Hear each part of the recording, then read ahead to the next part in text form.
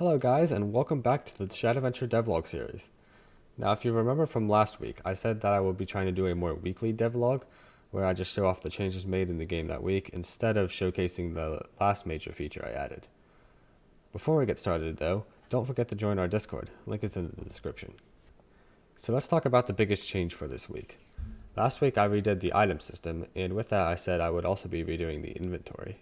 So here it is. Let's go ahead and take a closer examination of this inventory because there's a lot going on here.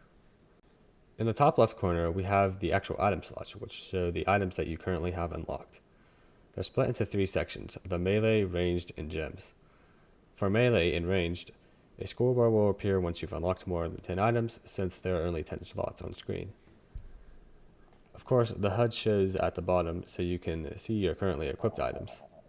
Once you click on an item, you'll see all of its details on the right side, including its name, a little story behind it, its special ability, and its stats. There will also be an equip button, which will equip the item to the appropriate slot. If the gem you select is already equipped, then you will have the option to unequip it. This option doesn't exist for weapons, however, as you must always have a weapon equipped. In the bottom next to the HUD area, there are the armor details. This shows you the level your defense is at, and the augments you have unlocked and equipped.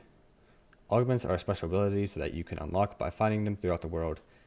If you've watched Devlog 3, the one with the ocean boss, you'll remember the water walking augment, which is necessary to beat the boss.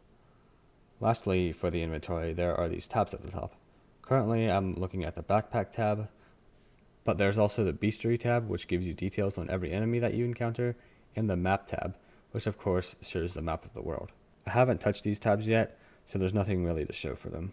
And of course, I gave the inventory a much better looking theme, as compared to the boring old gray that I had before. Now for some smaller changes I made. First of all, I added a system for translating the text in the game, so it can be translated to Spanish and French. I'll actually do the translations after we have all the text in place, but for now I just have in place the framework for translating it. I did add a screen that will appear on startup for the first time you load the game and ask you what language you speak. And don't worry, it'll look a lot better than this. The world of platforming in Shadowventure also got some exciting new additions this week. Firstly, I added a new platforming element, the continuous moving platform, which is very similar to the moving platform. Moving platforms will move back and forth between point A and point B, whereas the continuous ones will loop infinitely in one direction. These are kind of like the ones at the end of 1-2 in Super Mario Bros. We also got a new platforming move, the wall jump. This comes in the form of an augment and will allow you to slide down walls and jump off of them. Carson and I have some more moves in mind, so don't forget to subscribe so you don't miss those future devlogs. Now for some smaller tweaks and changes made. First things first, the windowed mode setting will no longer require you to restart the game, in which it did before. Next, I fixed the dialog box and gave it this animation where each letter would spell out the text instead of it all just appearing at once. Lastly, I increased the stamina usage on the dash attack since it was barely using any due to the changes I made in the item system. And that's a wrap for this devlog. Like always, don't forget to join our Discord to get more updates on the game's progression and talk to the developers. I sure hope you guys are excited to play Shadowventure when it's complete, and with that, I'll see you later.